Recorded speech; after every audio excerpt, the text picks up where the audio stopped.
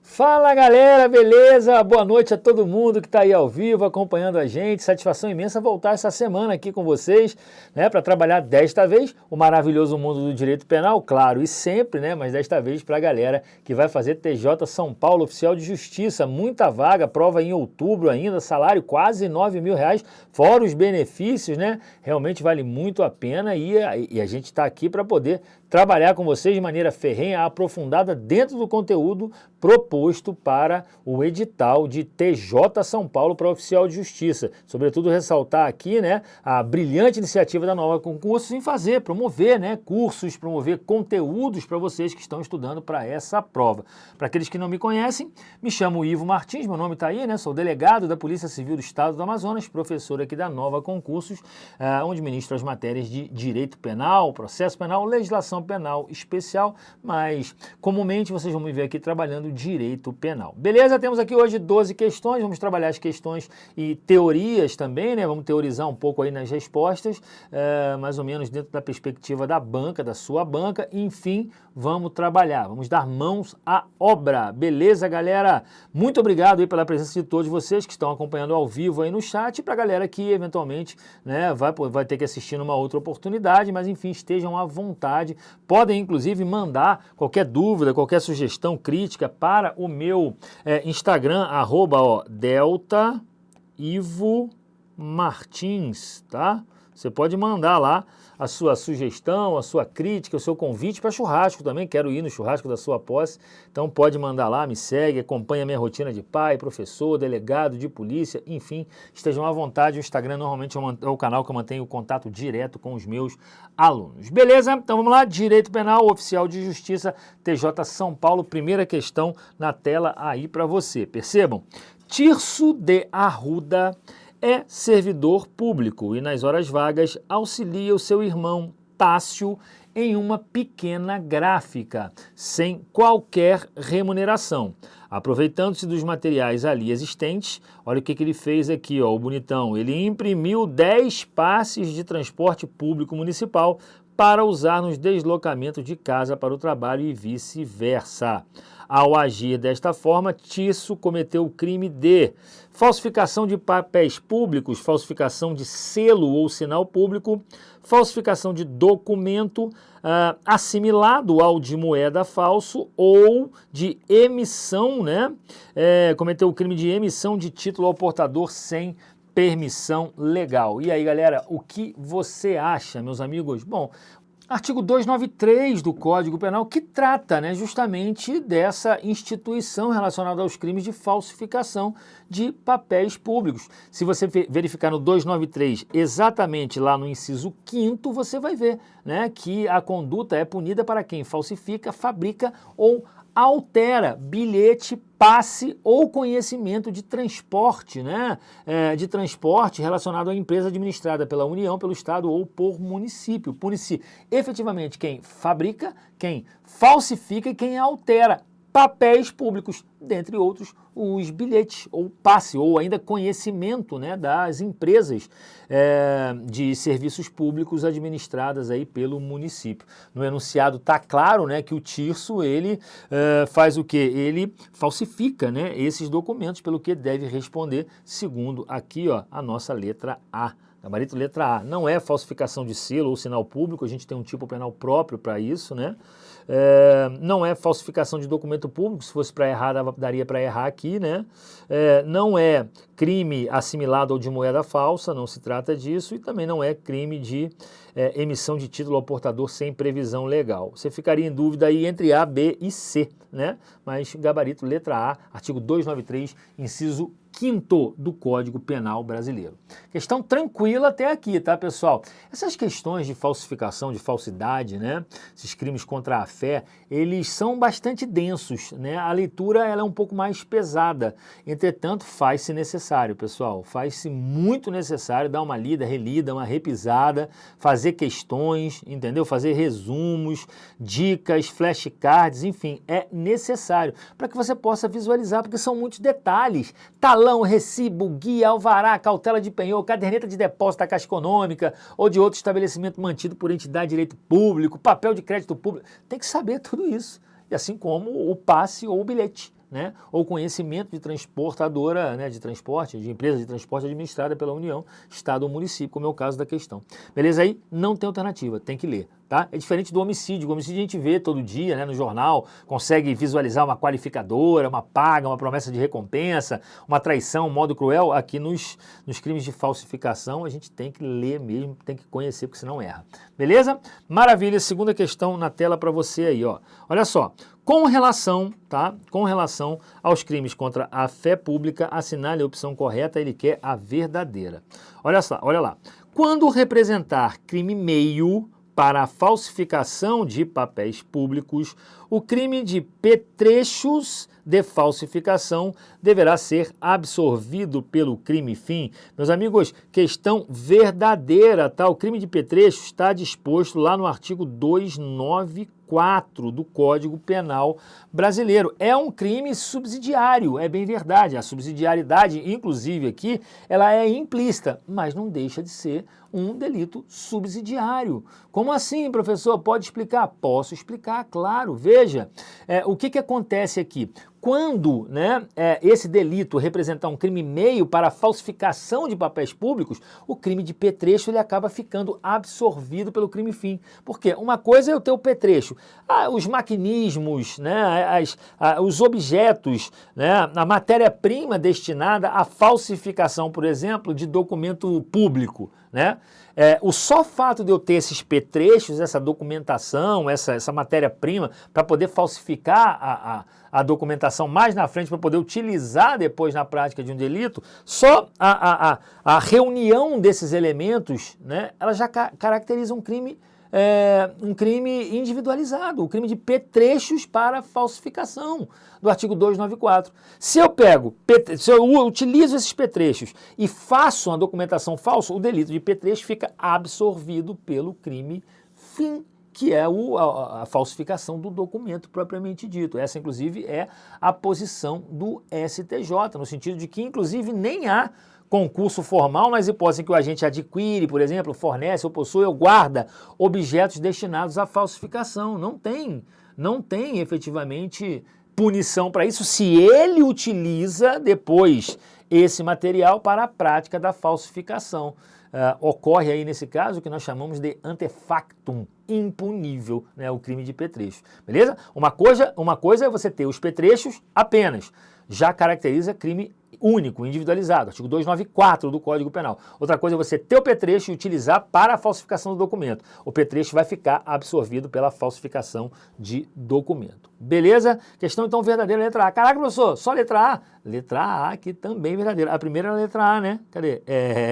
Duas letras A's de cara. O candidato ele fica bolado, né?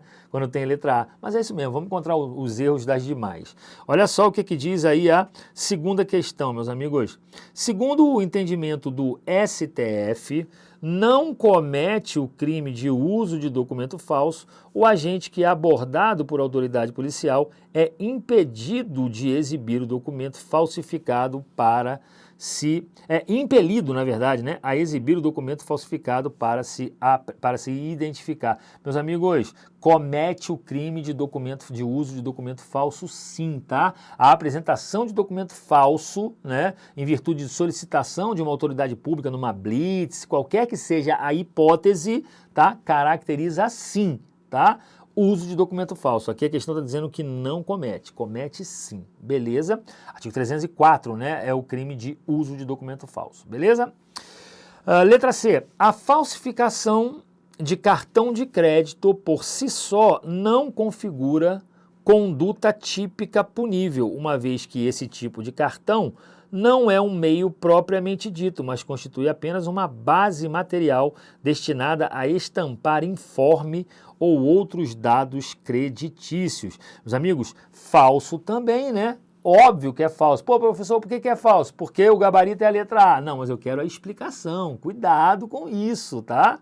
Cuidado com isso. A falsificação de cartão de crédito sozinha, por si só, caracteriza conduta típica punível. Aqui está dizendo que não configura. Óbvio que configura. Artigo 298 do Código Penal brasileiro, tá? Artigo 298 do CP, tá dando para acompanhar aí, né? Pois é, falsificar no todo ou em parte documento particular ou alterar documento particular verdadeiro.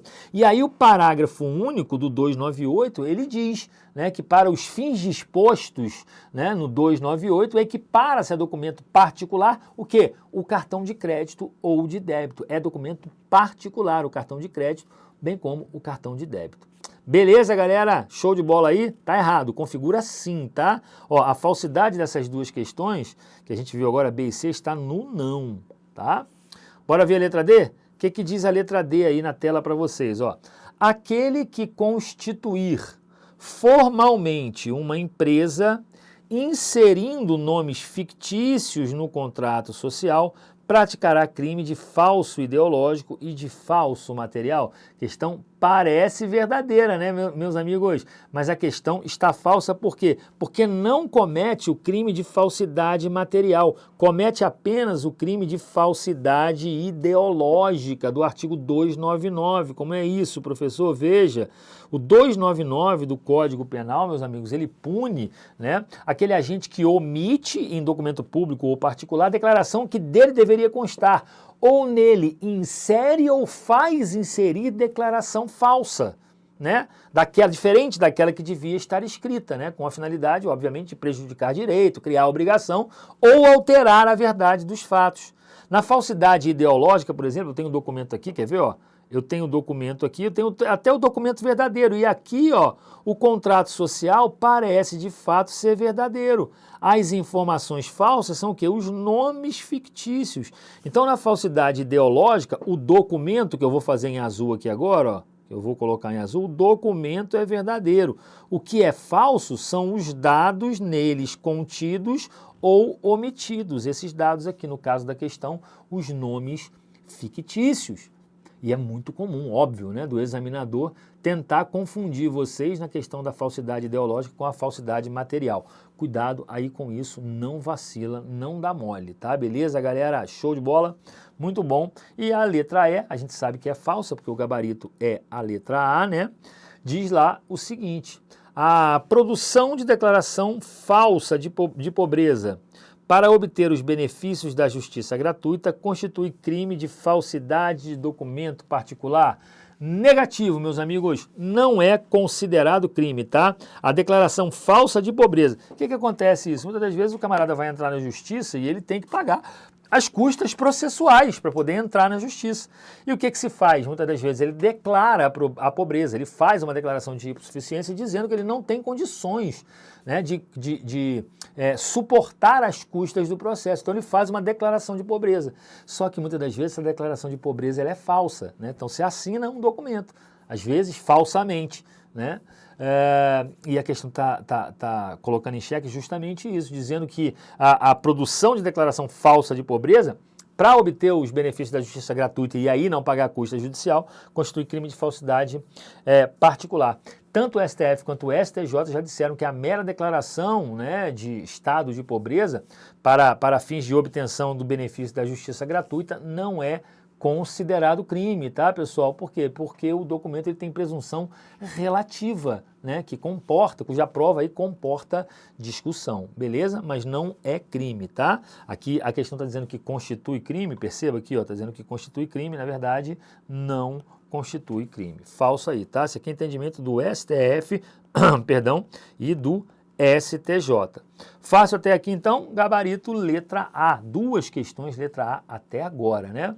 Bora para a terceira questão, galera. Terceira questão na tela aí, ó. Quanto ao crime de uso de documento falso, né, documento de uso de identidade alheia como próprio, na verdade, né? Esse é o crime aqui, ó. O uso de documentação de identidade alheia como próprio, é incorreto afirmar que, vamos lá, meus amigos, é incorreto. A carteira profissional pode ser objeto material do delito? Pode ou não pode a carteira profissional? E aí, meus amigos? Claro que pode, né? Não tem problema nenhum.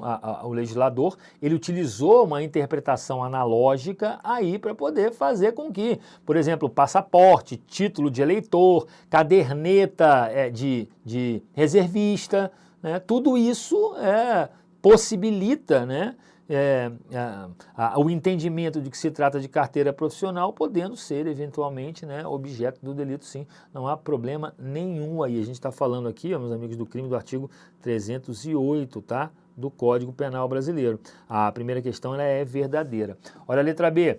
Não se exige, tá? Não se exige que o uso tenha por finalidade a obtenção de vantagem. A questão também está correta, né?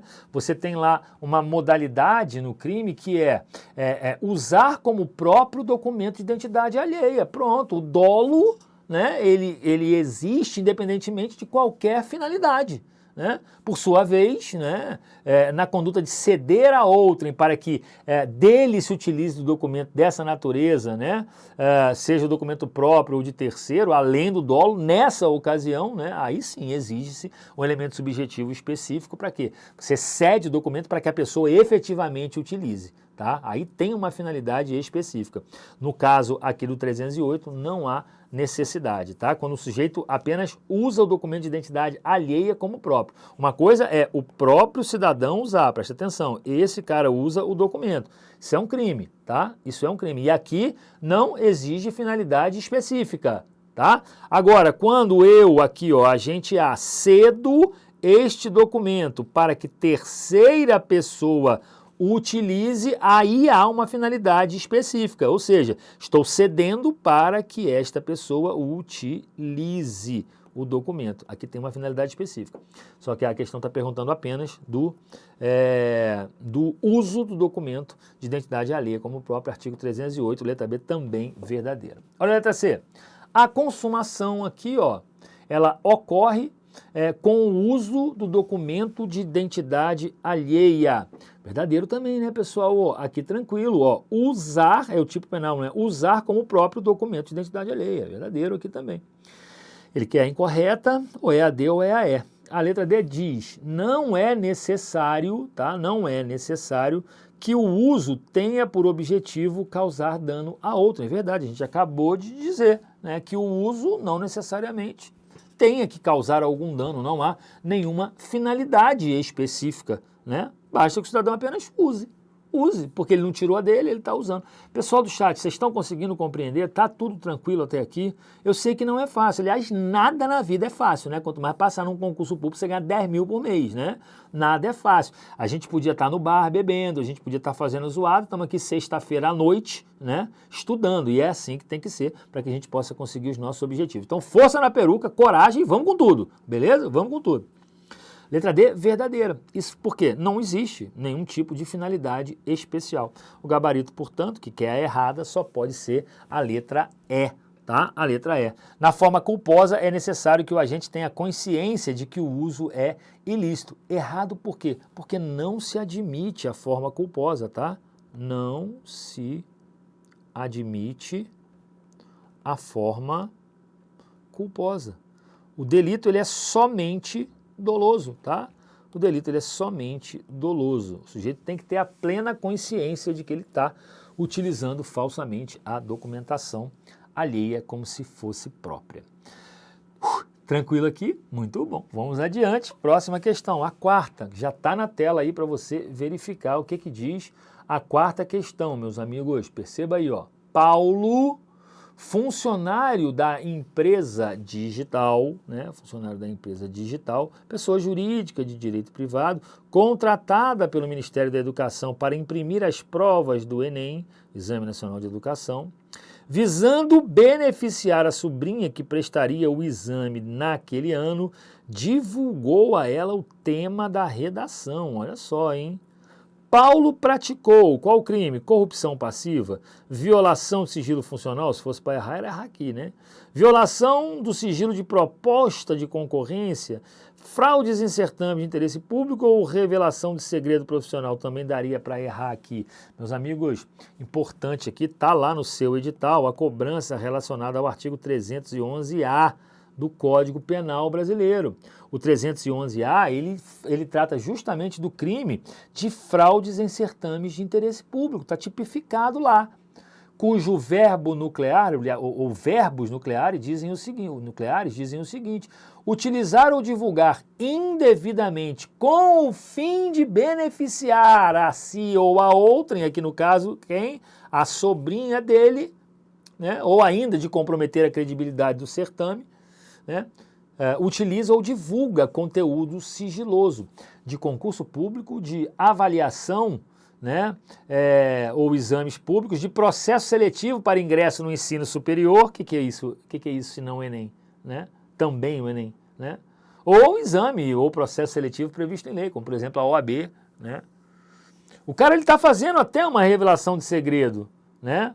Está fazendo até a violação do sigilo funcional, mas a gente tem um tipo específico, né, que é tutelado também pela fé pública e visa resguardar a credibilidade dos certames de interesse público, né, concursos públicos, por exemplo, né, assim como é o Enem, tá? Pune aí então quem utiliza e quem divulga, né, no caso dele, conteúdo sigiloso. Beleza, pessoal? Maravilha, show de bola. Claro, óbvio que essa utilização aqui e essa divulgação tem que ser uma divulgação, uma utilização indevida, né, meus amigos? Indevida, como é o caso da questão. A questão deixou clara, né, que ele divulgou aí o tema da redação para a sobrinha. E aí, portanto, ele praticou o crime de fraudes em certames de interesse público, disposição 311-A do Código Penal. Faço até aqui, sim ou não? Muito bom, vamos adiante. Coragem, galera, coragem aí nessa sexta-feira, porque não é fácil para ninguém, tá? Não é fácil para ninguém, não. Show? Muito bom. Pô, professor, mas as questões estão muito difíceis. Pessoal, a gente não vende facilidade aqui não, tá? Aqui na Nova Concurso a gente não vende facilidade para você ficar bem na fita não, para você achar que está indo bem. Aqui a gente trabalha como tem que ser, beleza? Tá bom, pessoal? Temos que ter a consciência disso, beleza, galera do chat? Tranquilo? Temos que ter a consciência disso. Vamos que vamos. É guerra, pessoal, é guerra, beleza? Vamos que vamos. Quinta questão na tela aí, ó. A respeito do peculato culposo. Nossa, esse peculato culposo despenca no Código Penal, né? Despenca.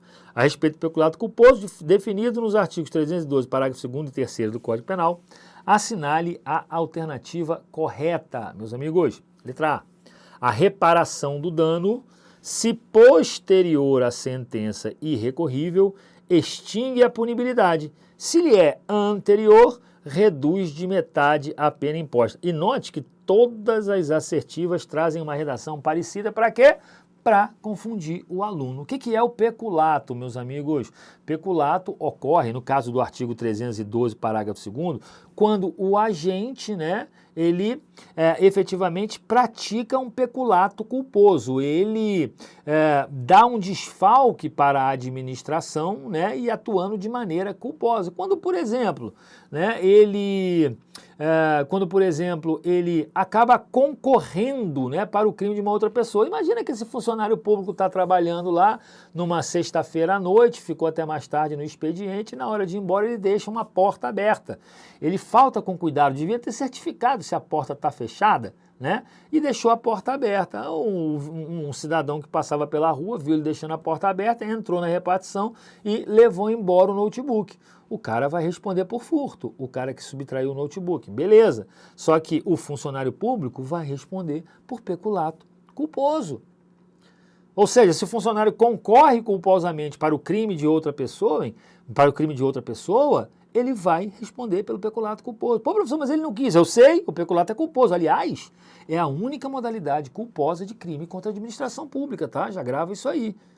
E qual que é a vantagem do peculato culposo? Aqui no caso do parágrafo 3º, né? No caso aqui do parágrafo 3º, né? A reparação do dano. Ele pode reparar, por exemplo, esse notebook, né? Se a reparação do dano for, né, aqui no caso, anterior à sentença irrecorrível, ele fica com a punibilidade extinta.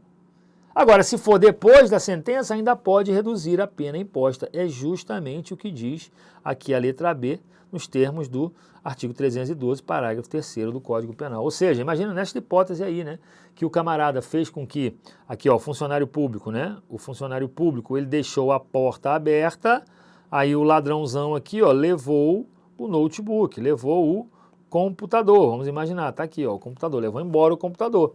Esse cidadão aqui vai responder normalmente por furto, esse cidadão por peculato, já que ele vacilou. Ele deixou a porta aberta, ele foi omisso aqui, faltou o dever de cuidado. Então ele vai responder pelo peculato culposo. Agora, se ele reparar o dano, né, à administração devolvendo o valor do notebook até a sentença irrecorrível, não vai dar nada para ele, porque ele vai ter extinta a punibilidade. Agora, se ele devolver e reparar o dano depois, né, devolver o valor correspondente depois da sentença, ele vai ter a pena reduzida da metade.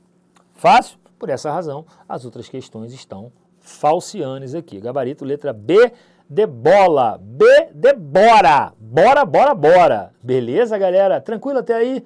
Sossegado? Muito bom. Muito bom, muito bom.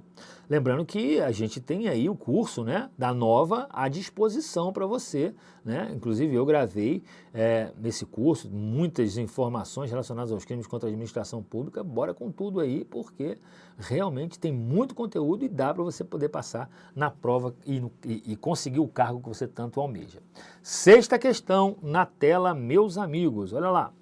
Ao receber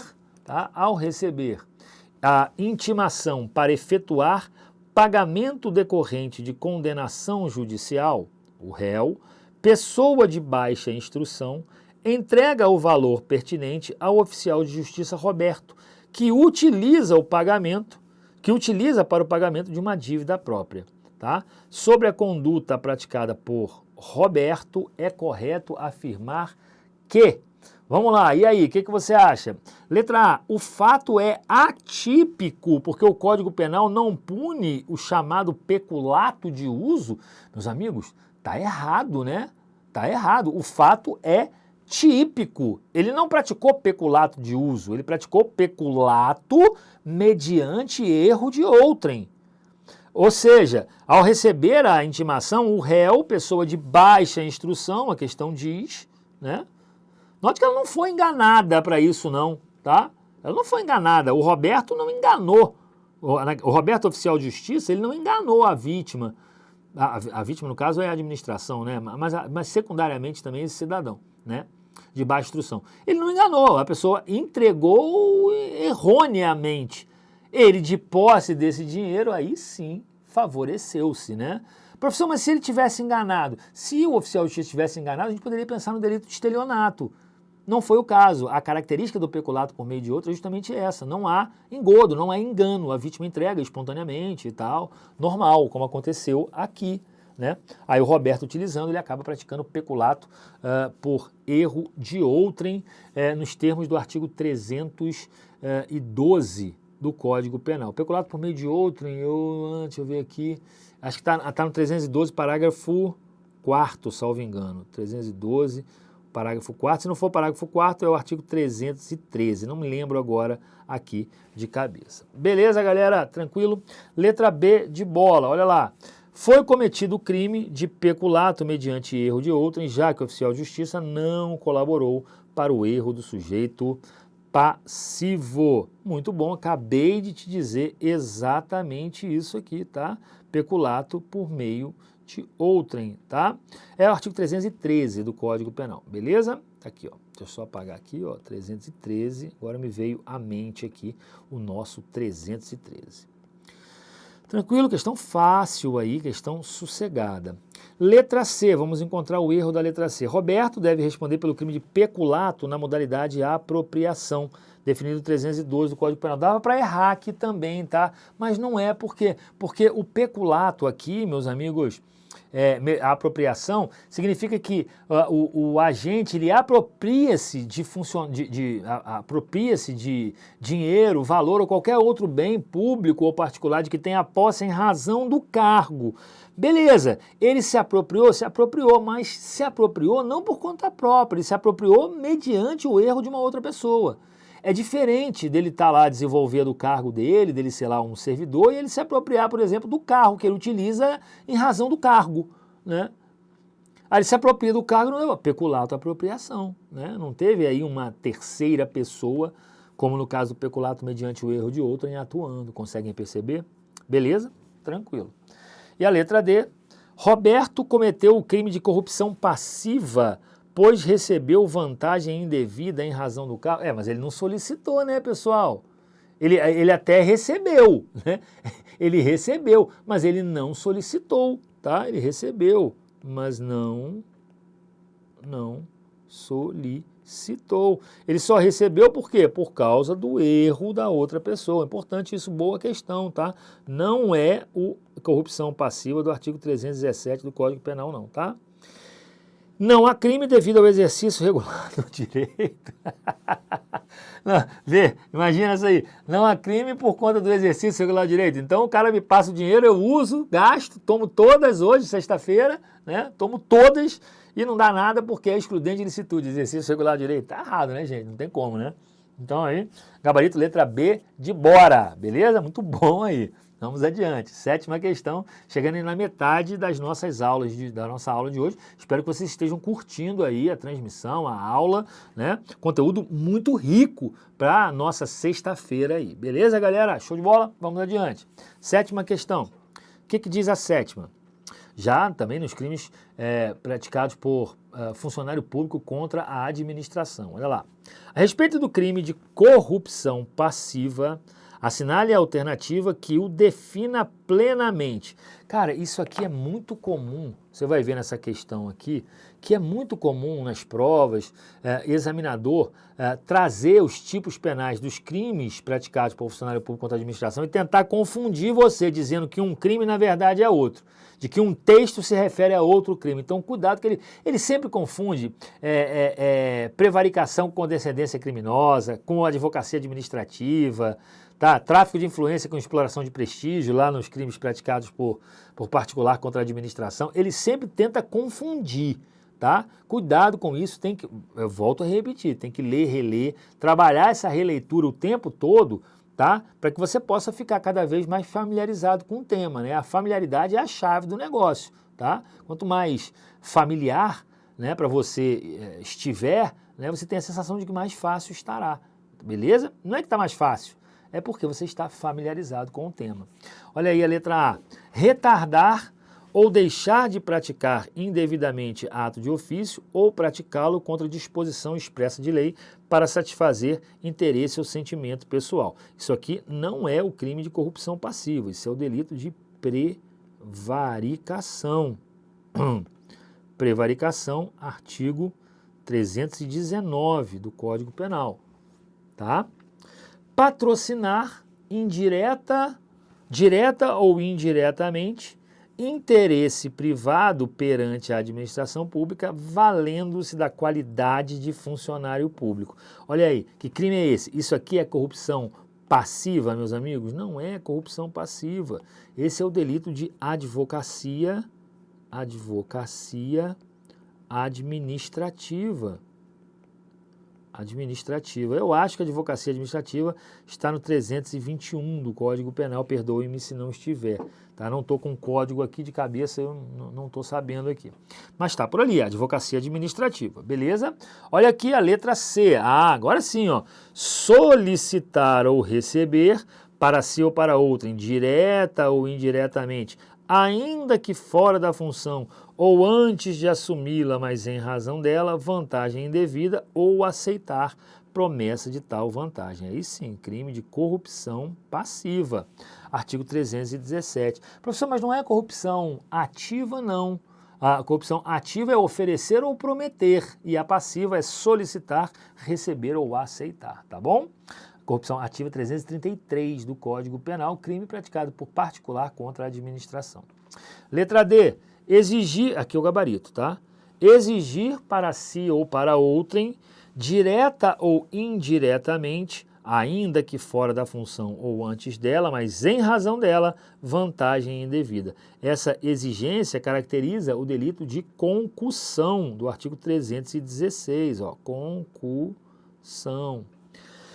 E a última questão aqui, ó, letra E, apropriar-se o funcionário público, apropriar-se de dinheiro, valor ou qualquer outro bem móvel ou imóvel público ou particular de que tenha posse em razão do cargo, elemento normativo importante, ou desviá-lo em proveito próprio ou alheio. Que crime é esse, meus amigos? Peculato próprio, tá? Peculato próprio, artigo 312 do Código Penal brasileiro. Beleza, meus amigos? O peculato próprio divide-se em peculato apropriação e em peculato desvio. Professor, mas ele tem um peculato furto, mas o peculato furto é o peculato impróprio, tá? É o peculato impróprio, que é o chamado de peculato furto, tá? Aí a gente tem o peculato culposo, o peculato mediante erro de outrem, que a gente estudou ainda há pouquinho, que a gente viu ainda há pouquinho, né? É também chamado de peculato estelionato, olha aí, ó. Peculato estelionato, né? Se vier na prova, você já sabe aí. Beleza, galera? Vamos adiante, então. 8ª questão aí do nosso estudo aqui, da nossa prova, enfim, da nossa aula de hoje aí. 8ª questão na tela, perceba. Ana, enfermeira, tá? Ana, enfermeira. Sabendo, vamos lá, Ana é a nossa atriz aqui, ó. Enfermeira, sabendo que Kênia está na fila de cirurgia do coração de um hospital público, cobra a quantia de R$5.000 a pretexto de influir junto ao agente público responsável pela determinação da ordem de cirurgia. Ó, eu tenho aqui o responsável, ó, o funcionário público responsável, a Ana está cobrando uma grana, tá, da Kênia, que está aqui, ó. A Ana está cobrando uma grana da Kênia sob o pretexto de influir para que esse cara aqui agilize lá a cirurgia do coração, tá? Ela está cobrando aqui, ó, efetivamente, né, uma quantia de 5.000 a pretexto. Ela não está cobrando a quantia de 5.000 para realizar a cirurgia, não. Ela está cobrando a quantia para poder influir nesse cidadão aqui que determina, né, a ordem das cirurgias do coração, beleza?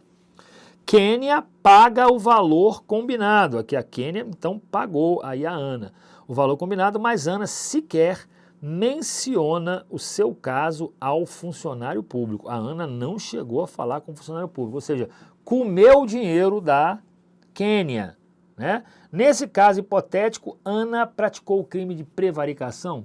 Não dá para a gente falar em prevaricação. Prevaricação é retardar ou deixar de praticar ato de ofício por conta de sentimento pessoal. Crime praticado por funcionário público contra a administração. Também não é corrupção ativa, oferecer ou prometer indevida vantagem. Você pode até pensar que se trata, mas não é isso, né? Não se trata disso. Não é nem a prevaricação do artigo 319, não é a corrupção ativa do artigo 333, não é a corrupção passiva do artigo 317, tá? Você pode pensar, professor, mas ela solicitou ou recebeu. Veja, mas ela solicitou ou recebeu, né, uma indevida vantagem, né?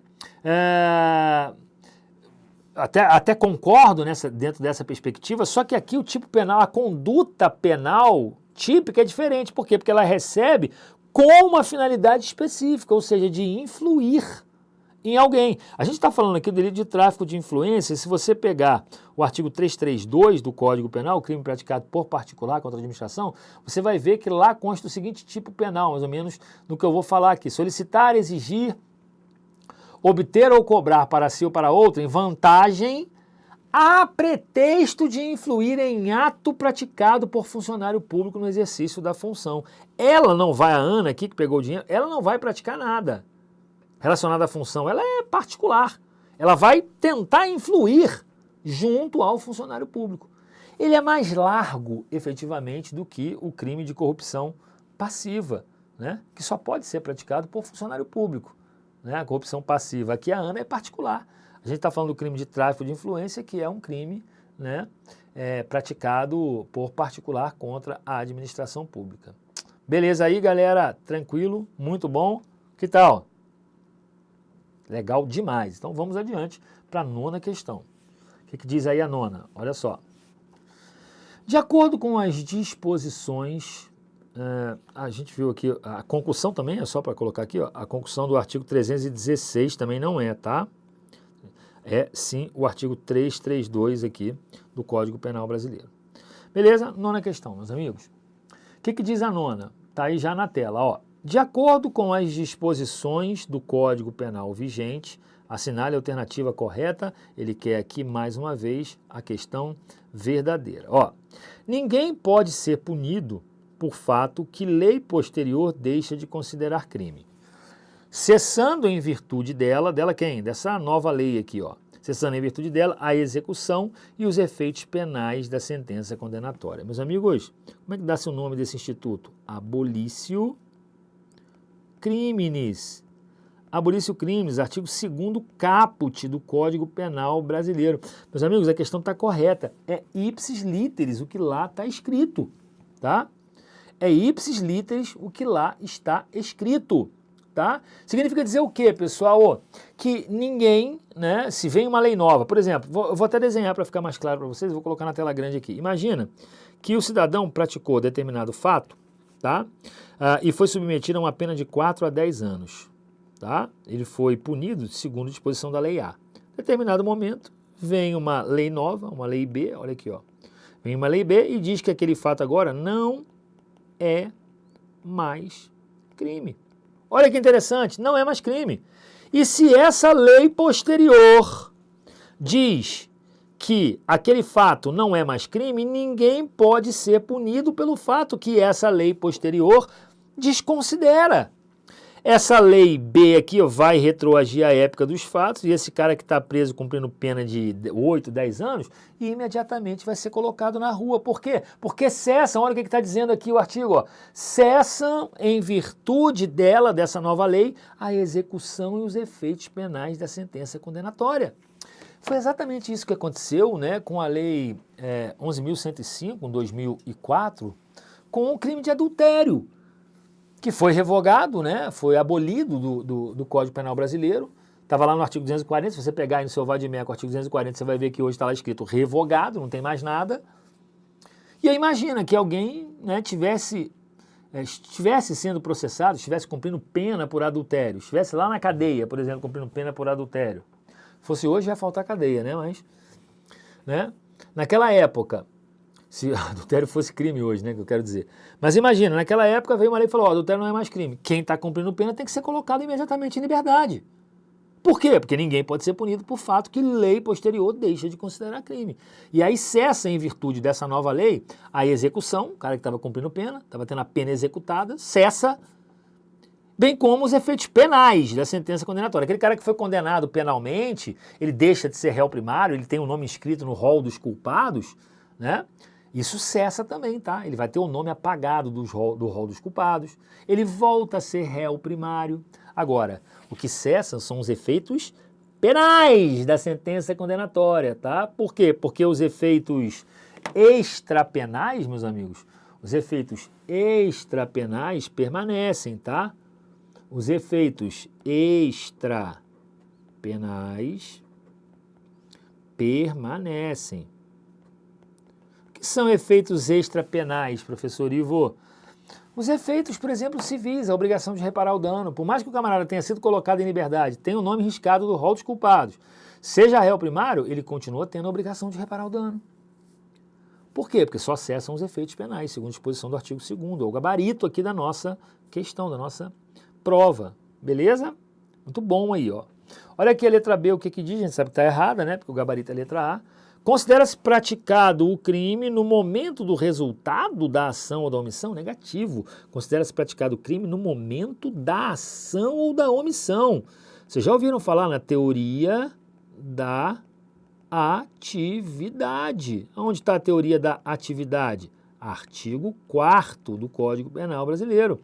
Teoria da atividade ou também teoria da ação. Em que momento o crime se considera praticado? No momento da conduta, entenda-se. No momento da ação ou da omissão. Fácil de perceber? Exatamente isso, tá? Ainda que outro seja o momento do resultado, não importa, tá? Por exemplo, o cidadão tem 17 anos de idade, ele deu um tiro no cara, né? O cara querendo matar, o cara foi para o hospital, ficou 2 meses internado, morreu quando ele tinha 18, quando já havia completado 18 anos, quando o autor do disparo já havia completado 18 anos. Pô, e agora? Mas ele vai responder pelo ECA, porque quando atirou tinha 17, ou vai responder pelo Código Penal, porque quando o cara morreu ele tinha 18? Meus amigos, eu não considero o momento do resultado Eu considero o momento da ação. O momento da ação ele tinha quantos anos? 17, então eu vou responder pelo ECA. Eu sempre considero o momento da ação. O momento da ação da omissão, ele serve para a gente revelar três aspectos muito importantes. Três aspectos muito importantes. A capacidade do agente, como no exemplo que eu acabei de dar aqui, né? As condições da vítima e bem como qual lei que vai reger o caso apresentado.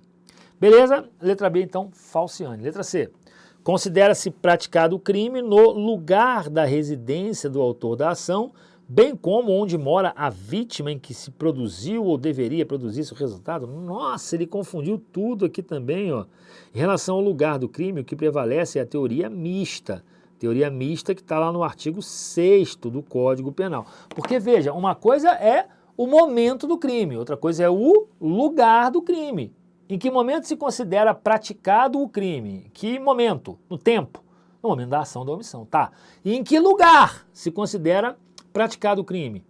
Eu não estou falando mais do momento, estou falando em que lugar o crime se considera praticado. O crime se considera praticado tanto no lugar da ação ou da omissão, bem como no local onde se produziu ou deveria ter sido produzido o resultado. Por isso é que a teoria é mista, né? Tanto no local da ação ou da omissão, como no local do resultado. É diferente, né, da teoria da atividade. Por quê? Porque lá o crime só se considera praticado no momento da ação. É imprescindível que você tenha a definição dos artigos 4º e artigo 6º do Código Penal, porque o examinador sempre vai fazer pergunta entre tempo e lugar do crime. A teoria mista, olha só, a teoria mista também é chamada de teoria da ubiquidade, tá? Teoria da ubiquidade.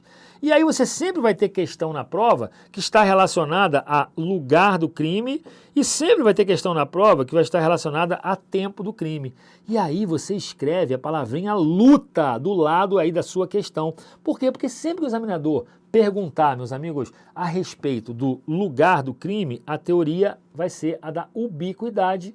Se ele perguntar sobre o tempo do crime, a teoria vai ser a da atividade. Olha aqui, a palavrinha luta ajuda demais.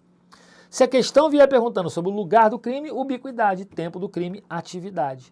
Tá, o que é lugar do crime? O crime se considera praticado tanto no lugar da ação ou da omissão, bem como no local onde se produziu ou deveria ter sido produzido o resultado. Tá, e o que é a teoria da atividade? O crime se considera praticado no momento da ação ou da omissão, ainda que outro seja o momento do resultado. Beleza? Ufa! Tem jeito. Artigo 4º e artigo 6º. Bora, bora, bora. Galera, bora, bora, bora, bora. Valeu? Gabarito aqui, letra A. Letra D, que a gente sabe que está falsa. O que diz aí a letra D? Caminhando já para a parte final aí da nossa exposição. A lei temporária e a lei excepcional são submetidas ao princípio da não ultratividade. Meus amigos, falso, né? Porque as leis temporárias e excepcionais são submetidas ao princípio da ultratividade. Quando ele coloca não ultratividade, está errado, tá? E a letra E, ao crime continuado, não se aplica a lei em vigor ao término da continuidade? Falso, tá? Aqui, o inteiro teor da súmula 711 do STF, ele vai indicar que tanto ao crime continuado quanto ao crime permanente aplica-se a lei em vigor ao término da continuidade ou da permanência. Súmula 711 do STF. Por exemplo, o camarada foi sequestrado, né? Ficou 1 ano no cativeiro, né? Durante todo esse tempo que ele ficou no cativeiro, o crime ficou sendo praticado, né, meus amigos? O crime é permanente, a consumação se prolonga no tempo. Se no meio desse ano, né, veio uma lei nova e disse que o crime de extorsão mediante sequestro tem uma pena mais grave, no momento em que o cidadão for libertado, vai ser aplicada a pena mais grave. Tá? É isso que a súmula 711 diz, tanto para o crime continuado quanto para o crime permanente, conforme explicitamos aí nas nossas aulas. Beleza? Tranquilo? Então a letra E está também errada. Ao crime continuado não se aplica a lei em vigor ao término da continuidade? Aplica-se sim, justamente por conta da súmula 711 do STF. Maravilha, nossa antepenúltima questão aqui, ó, questão 10, trazendo para você o seguinte, sobre a extinção da punibilidade, aponte a afirmativa incorreta, ele quer a falsa, todas são verdadeiras, exceto uma, hein? A abolício criminis afasta todos os efeitos penais da sentença condenatória? Verdadeiro. Todos os efeitos penais, ok, só não afasta o quê? Os efeitos civis, os efeitos administrativos, né? Tributários, familiares, os outros, os efeitos penais, todos eles são afastados. Artigo 2º caput do Código Penal. Verdadeira, letra A, ele quer a falsa, né? Letra B, de bola. O que diz aí a letra B? Letra B diz o seguinte, o prazo decadencial, tá? O prazo decadencial, quando houver, não varia de acordo com a pena aplicada ao delito. Isso aqui é verdadeiro também, tá? O prazo decadencial, que é o prazo de 6 meses, contados da data em que se descobre quem é o autor do fato, ele não tem variação, tá? Ele não tem variação. Ele continua sendo de 6 meses, independentemente, né, da pena aplicada ao delito, tá? Isso é muito importante de você entender. Fácil de perceber, meus amigos? Tranquilo, tá? Artigo 103 do Código Penal aqui é o artigo que trata da decadência. Fácil, muito bom. Tá verdadeiro. A letra C, a perempção, tá? A letra C diz que a perempção é cabível tanto na ação penal privada como na ação penal pública condicionada à representação. Se ele quer a errada, essa aqui é o gabarito. Meus amigos, a perempção, que é uma espécie de inércia, do titular da ação penal, do titular da ação penal, tá? Só cabe na ação penal privada, meus amigos, só cabe na ação penal privada, que é aquela ação penal, tá, de iniciativa do ofendido. Se você pegar o artigo 107, inciso 4º do Código Penal brasileiro, você vai ver, tá, que a perempção ela é uma causa extintiva de punibilidade. E vai ocorrer sempre que o titular da ação privada, ou seja, o querelante, fica parado, inerte. A perempção é causa extintiva da punibilidade exclusiva da ação penal privada. Nas ações públicas, seja condicionada à representação ou seja de incondicionada, não ocorre a perempção. Fácil de perceber, meus amigos. Além disso, você pode verificar o que se trata a perempção lá no artigo 66 do Código de Processo Penal também, tá? CPP, caso tenha curiosidade. Beleza? Muito bom. As outras são verdadeiras, né? Já que essa é falsa, né? O perdão do ofendido, aqui na letra D, né? O perdão do ofendido, cadê a letra D? O perdão do ofendido é ato que só produz efeitos quando for aceito pelo querelado. Olha que interessante isso. E tá verdadeiro também, tá? O perdão do ofendido, meus amigos, ele precisa ser aceito, tá? Como é que é isso? Pensa no seguinte, ó, esse cidadão aqui, tá? Esse cidadão, ele resolve processar esse outro cidadão aqui, beleza? Esse aqui, ó, é o autor da ação, e esse aqui é o réu, beleza? Determinado momento,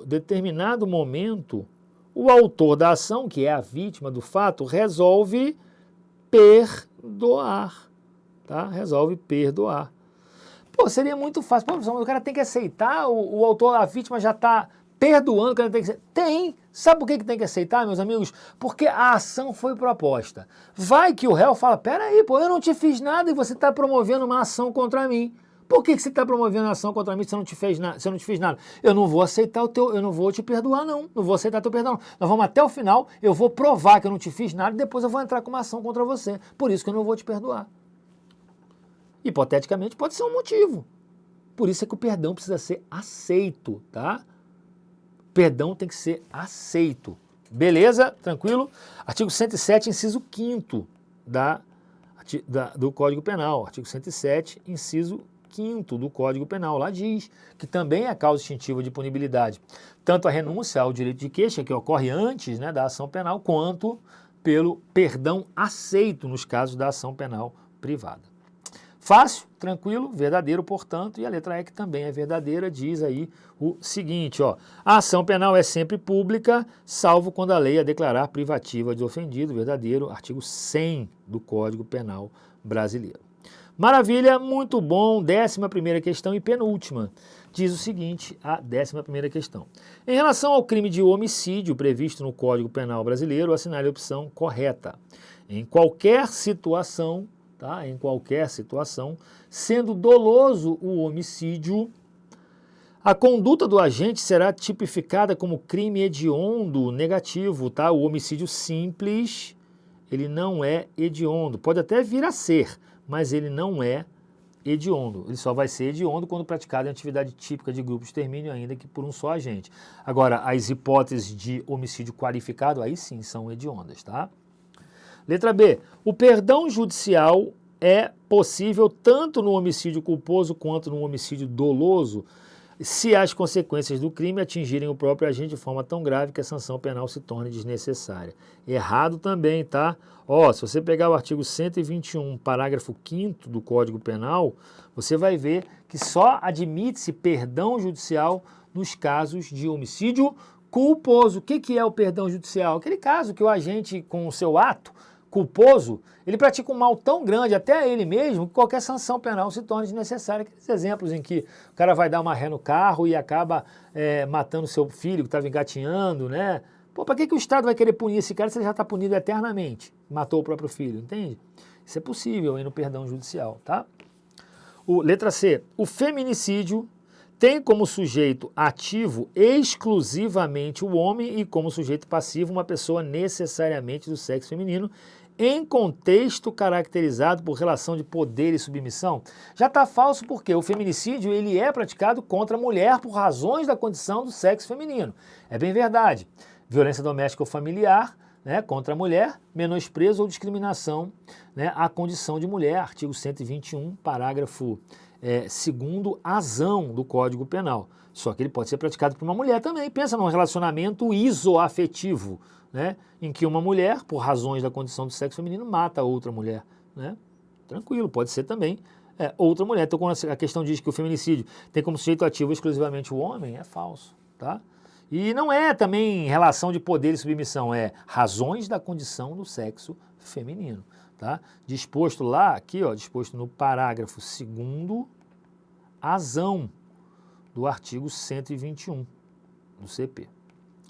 Letra D de dado. A qualificadora do homicídio funcional cometido contra integrante do sistema prisional no exercício da função se estende ao homicídio do cônjuge, sim, companheiro ou parente consanguíneo até o 3º grau desse integrante em razão da função por ele exercida. Verdadeiro. Artigo 121, parágrafo 2º, inciso 7 do Código Penal. Aqui, ó, eu tenho o agente de segurança pública, estão protegidos, né, o pai, o avô e o bisavô, 3º grau, né, 1, 2, 3, o filho, o neto e o bisneto, 1, 2, 3, isso aqui em linha reta do agente, né, e também o colateral, irmão, tio e sobrinho, 1º, 2º e 3º grau. E além deles, ó, cônjuge ou companheiro, e além disso, parente consanguíneo até o 3º grau, beleza? Cônjuge ou companheiro, verdadeiro aqui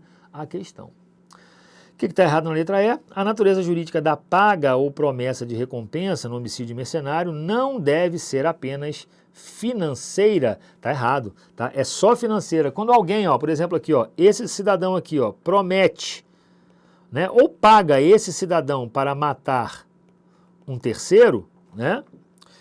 Essa promessa de pagamento, né, tem que ser promessa financeira. Não pode ser uma vantagem sexual, por exemplo. Olha, vai lá, mata o meu marido, que eu vou ter um mês de relação sexual com você, a gente vai fazer amor todo dia. Essa promessa de recompensa de natureza sexual não pode ser entendida como homicídio mercenário. Isso é outro motivo torpe. A paga ou a promessa de recompensa, no artigo 121, parágrafo 2º, inciso 1º, obrigatoriamente tem que ser de natureza financeira. Fácil, galera? Maravilha. A última questão na tela diz o seguinte aí para você, olha só. A extraterritorialidade do artigo 7º do Código Penal é fenômeno que, letra A, considera o crime praticado tanto no local da ação quanto no local do resultado? Não, aqui é a teoria da ubiquidade, né? Ubiquidade, que a gente viu ainda há pouco. Estabelece que a pena cumprida no estrangeiro atenua a pena imposta no Brasil pelo mesmo crime, quando diversas, ou nela é computada quando idênticas. Isso não é a extraterritorialidade, isso é a possibilidade de cumprimento de sentença em outro país, não tem problema nenhum. Artigo 8º, opa, deixa eu só diminuir aqui, artigo 8º do Código Penal. Autoriza a aplicação da lei penal estrangeira a determinados fatos praticados no território nacional. E aí, meus amigos, o que você acha? Falso ou verdadeiro aqui? Tá errado. Não é a aplicação da lei penal estrangeira a fatos praticados no território nacional. Isso aqui seria o princípio da intraterritorialidade, tá? A questão está perguntando da extraterritorialidade. A extraterritorialidade, ó, pensa que isso aqui é um mapa do Brasil. E pensa que a gente está aqui, ó, em Portugal e Espanha. Fato aconteceu aqui em Portugal, a lei penal brasileira sai de dentro do território brasileiro, vai lá, pega aquele fato e traz para ser julgado no Brasil. É o contrário do que a letra C diz. Olha a letra D. Considera-se como território nacional o mar territorial e o seu respectivo espaço aéreo. Veja, aqui nessa hipótese é até possível a aplicação da lei penal brasileira a um fato cometido em em mar territorial ou em espaço aéreo, mas não se trata propriamente do conceito de extraterritorialidade, né, do artigo 7º. Este sim está aqui na letra E. Olha lá. Prescreve a aplicação da lei penal brasileira, olha aqui, ó, o desenho que eu fiz, ó. A aplicação da lei penal brasileira a determinados fatos cometidos fora do território nacional. Gabarito, portanto, letra E. Show de bola, galera! Muito bom aí para você. Excelente, excelente. O gabarito, inclusive, tá aí já, tá? Aqui na letra D, o gabarito é a letra E, tá? Tá aqui, ó, prontinho o gabarito para você. E você que está estudando para o TJ de São Paulo não pode perder a oportunidade de adquirir a preparação completa para oficial de justiça, tá? Com um baita desconto pós-edital, tá aqui, ó. Você vai pagar 10 parcelas de R$ 24,70 e vai ter direito a curso completo e atualizado com PDF das aulas, plano de estudos, tutoria especializada, professores especializados, né? Ainda pode baixar e acelerar o áudio das aulas, tá? Preparação completa com 50% de desconto só aqui na Nova Concursos. Valeu, galera, ó, muito bom, bora com tudo aí pro TJ São Paulo, oficial de justiça. Eu te espero numa próxima oportunidade, a gente se vê, valeu, tchau, tchau, não deixe de me seguir lá no Instagram, @DeltaIvoMartins. Aquele abraço, valeu, tchau, tchau.